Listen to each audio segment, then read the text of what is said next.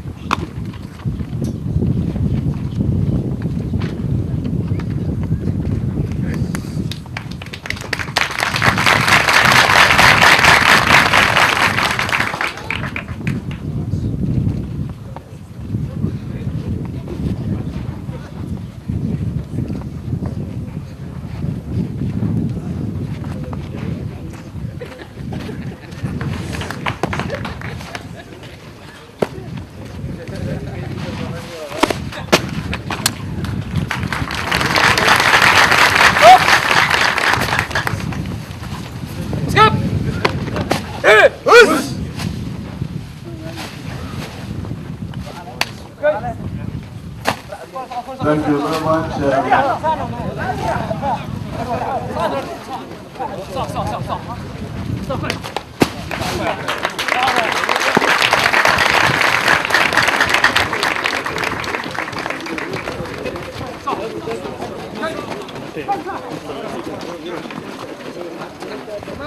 Somalia.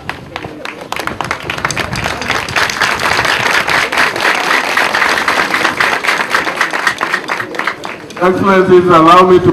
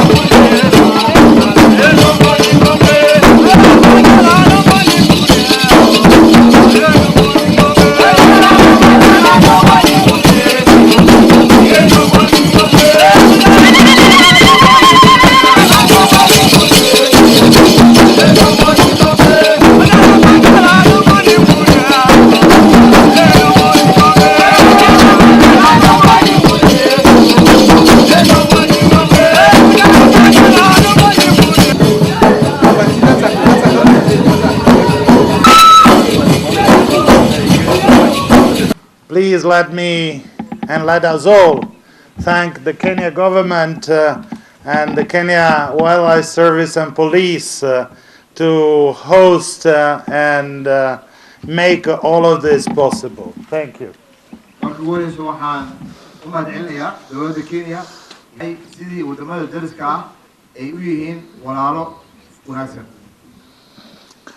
Italy is very proud to have the chance to support both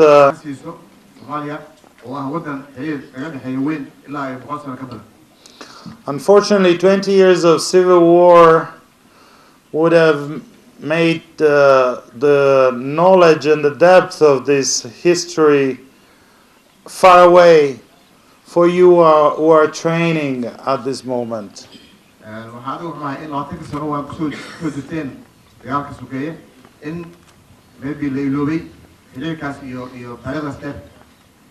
But this remains a guiding light for us in Italy, and I hope that your work, once you're back in your country, will help in taking back the good things that we share together.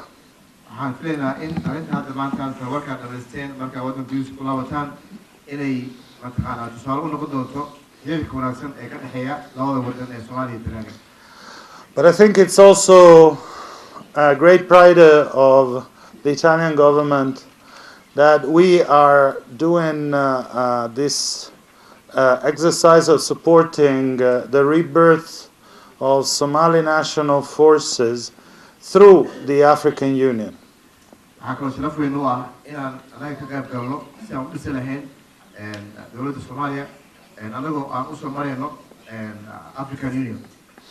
Just as our common history with Somalia is so important, it is part and parcel of every effort of the Italian government to support as strongly as we possibly can the growth of the capacities of the African Union and of the African continent to be able to address by themselves, without interference from abroad, their own matters.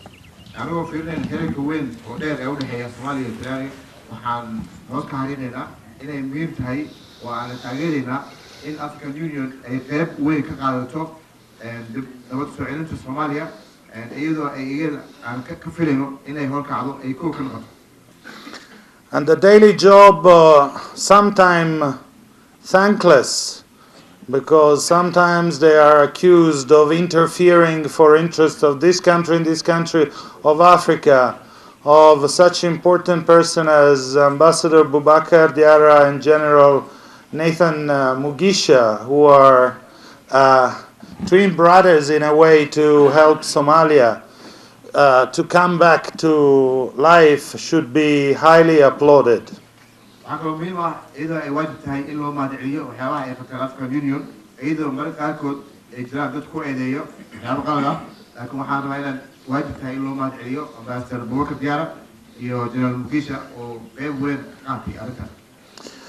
But most of all, the important people today are not this side of this square.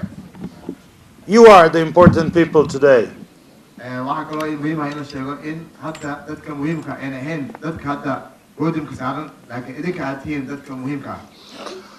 All of us here, we are looking at you, and I was very happy to see this demonstration of your tradition, of your identity, of your soul, that these songs and these dances represent.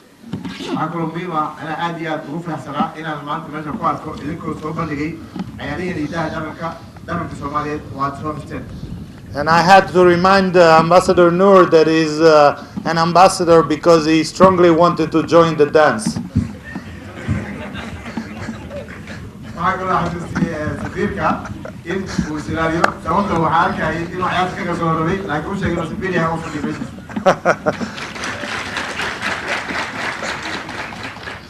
And I say it's so important that you defend your tradition.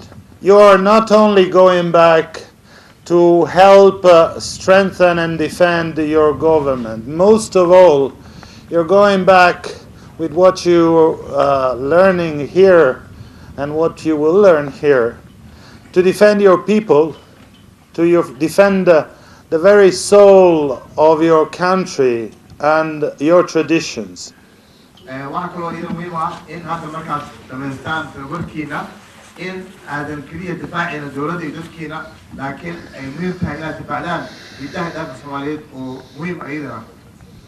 So you may face a very difficult situation, and you will also face possibly the lure of some who will offer you more money or more or something more, but remember there's nothing more than what you're learning and the Somali police force to defend your people, because the main job of the police, of any police corps, is to defend the civilians and to enact the rule of law.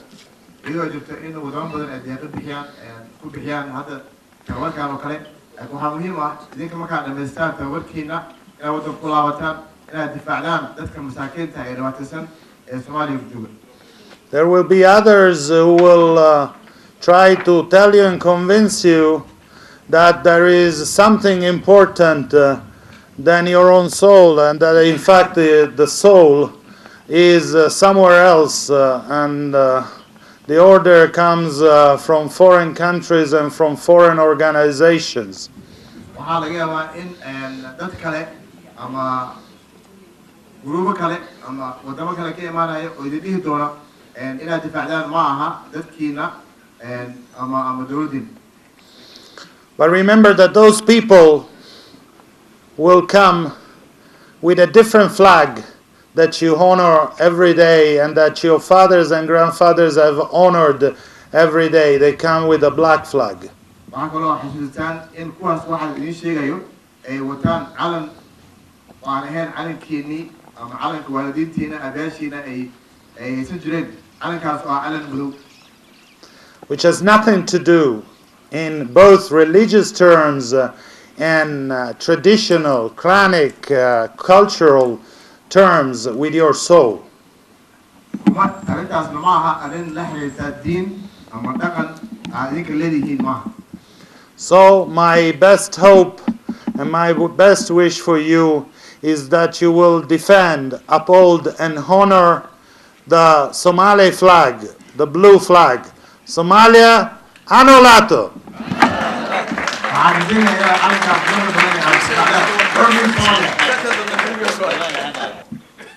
Honorable Simon Lesirma, Assistant Minister in the Office of the President in charge of Provincial Administration, my colleague Ambassador Diarra,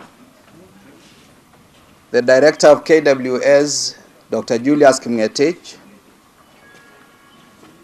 Your Excellencies, Ambassadors assembled here, ladies and gentlemen. Mine this afternoon is to make a few remarks on behalf of IGAD, the regional organization that is instrumental in peace and national reconciliation in Somalia. dhammaan marti sharafta ka soo qeybgashay xafladan wasiirka wasaaradda arrimaha gudaha ee dalka Soomaaliya madaxa KWS iyo dhammaan marti sharafta kale ee halkan isugu timid waan salaamayaa. Mid labaad waxa ay tahay waxaan rabaa halkan in aan u xuso anigoo ku hadlayo magaca IGAD arrimaha loo qooban. First of all, let me thank you, my brother Ambassador Diarra, for the invitation.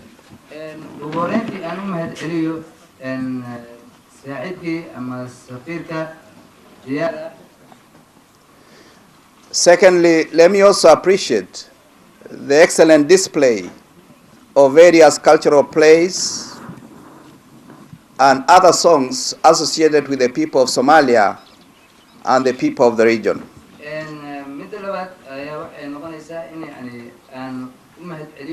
qaababkii akhlaaqda badan lahaa ee usoo bandhigteen ciyaarihiina ku salaysan hidaha iyo dhaqanka. Secondly, let me emphasize that this invitation is exemplification of the unity in strategy both for the AU, IGAD, and the international community insofar as issues of Somalia are concerned.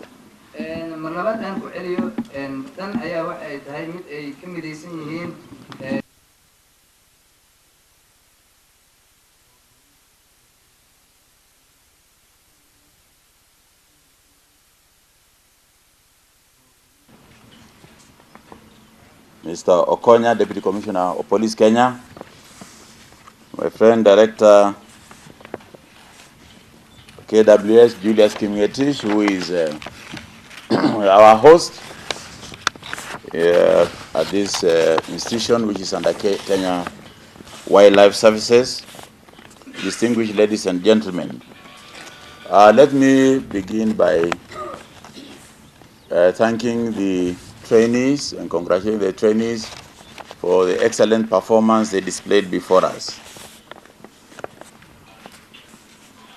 Let me also extend my thanks to the Director of KWS for providing excellent facilities. I was just asking him about the security of this place, which very much resembles the environment that the policemen we are training here will be working in. And he assured me that this is a very secure location because we have a lot of elephants and rhinos and lions and other wildlife species which will take care of us. You saw a monkey, a big gorilla patrolling the VIP, so it's one part of our security system here. So if anybody tries to come here, you'll face fierce resistance during the day and at night also. I think it will be very risky.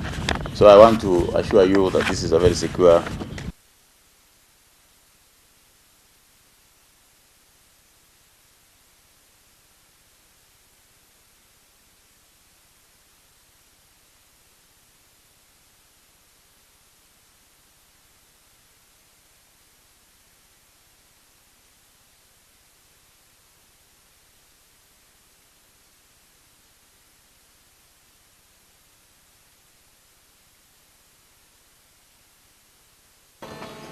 I'm aware that the training is rigorous and requires a lot of time.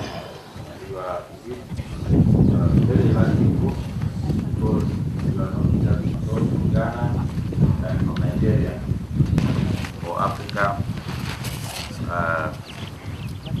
It is therefore incumbent upon you to offer. So I wish you well. For the 3 months you will be undertaking the course. In conclusion, it is our hope that security in this war-torn country prerequisite for development. Kenya does not intend to give them the opportunity to exploit the local resources for the economic growth. Hence, the process of seeking a peaceful and peaceful Somalia, the transitional federal government, to rebuild and restructure the Somali security forces in order to deal with it. There is an enhanced vigor with the new cabinet, who is none other than Honorable IGAD, Ambos, AU,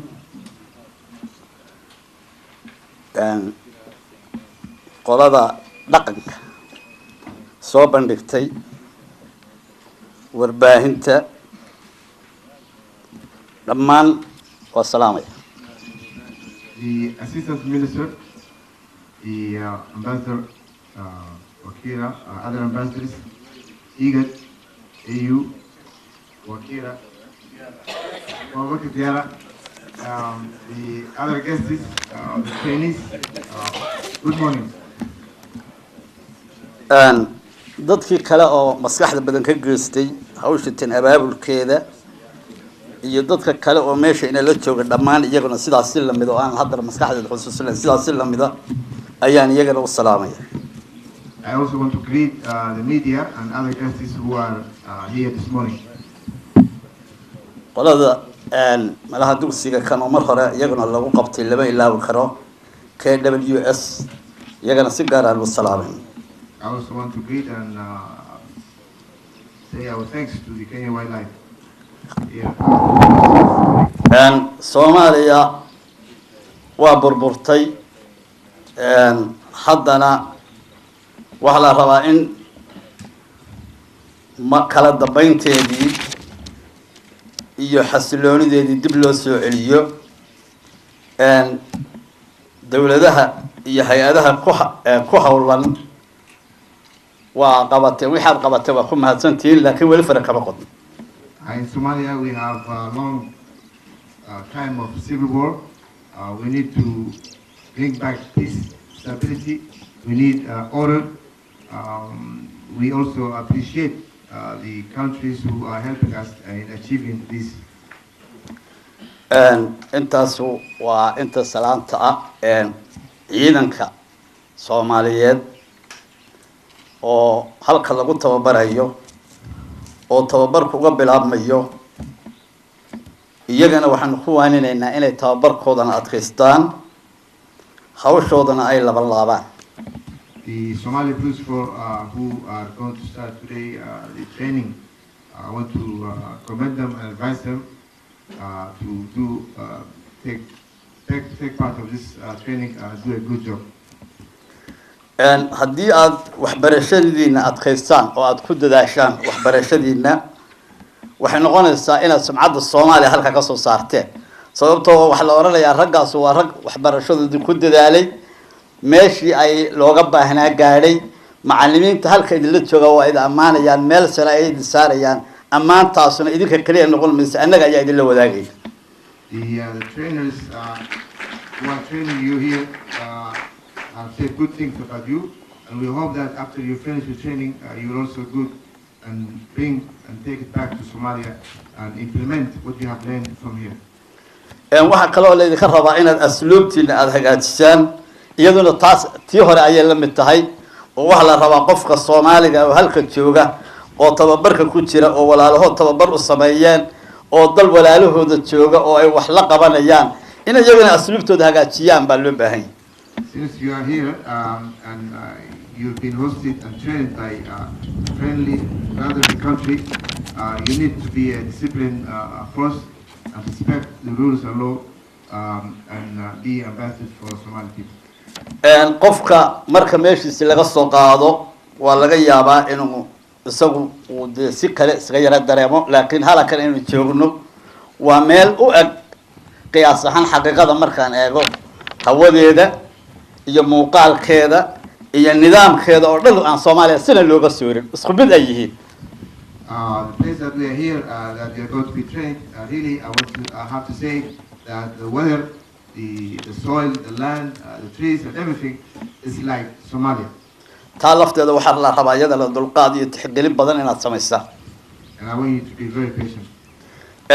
waxa kale oo loo baahan yahay idinku aad tihiin oo aad baranaysaa waa maamul saraakiil baa tihiin waxaad tihiin dadkii loogu talagalay inay Soomaaliya ka saaraan dhibta haysata maanta. You are officers. What you are going to learn is management, and we want you after you finish the training to go back to Somalia and implement in Somalia. marka waxa la rabaa waxa aad barateen markaad Soomaaliya ku noqotaan sida aad u barateen inaad u tixgelisaan oo idin wax kale tixgelin sababtoo tixgelintaas waxay idin noqonaysaa wax tar weyn. We believe that after you finish your training and you go back to Somalia, if you implement what you have learned, we believe that that will make a big change in Somalia. waxaan leeyahay hadda waxaan aad iyo aad ugu farxay qoladii tababarka maaragtay difaacu nafsiga marka qofka iska celinaya sida u soo bandhigay baa si aad iyo aad u cajiib ahayd aniga soo jiidatay. One of the things that I was impressed is the police force who showed us the ones who were making the karate and show us how to make self-defense. I was very impressed with their performance. waxaa kaloo aada ii soo jiitay gabadhii iyo ninkii ay ku metelayeen ninka Soomaaliya jooga waalidka qaabka uga dhaqmo iyo qaabka gabadha ninkeeda uga dhaqmo marka ay doonayso inay tababar ay u baxaan oo aad idinkuna anaga noo soo warteen idinkuna aad idinku isu soo warteen sidaad ugu dhaqmi lahaydeen.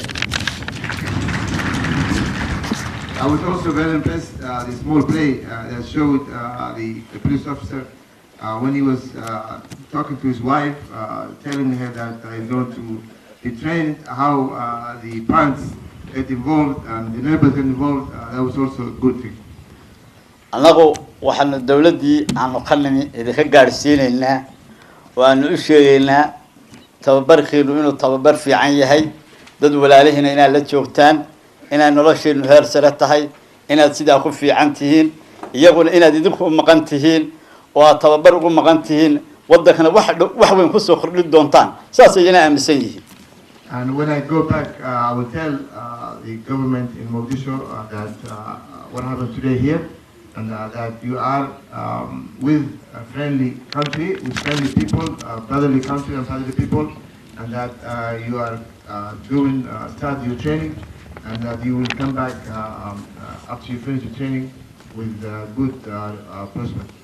And inagu waxa wadankeena ka jira iyo dabeecadaha ka jira iyo xaaladda ka jira isu sharxi mayno nin waliba waa ogay. Now I don't want to go back into details of the situation and the problems and challenges we have in our country. mar labaad iyo mar saddexaad waxaan u mahadnaqayaa dadkii hawsha soo qabaqaabiyay iyo dadkii maskaxda badan ka geystay aad ayaan mar labaad iyo mar saddexaad ugu mahadnaqay. And again I want to thank Kenya and the partners who have helped in this training. aad iyo aad baad u mahadsantihiin. Thank you very much, and the training is officially open.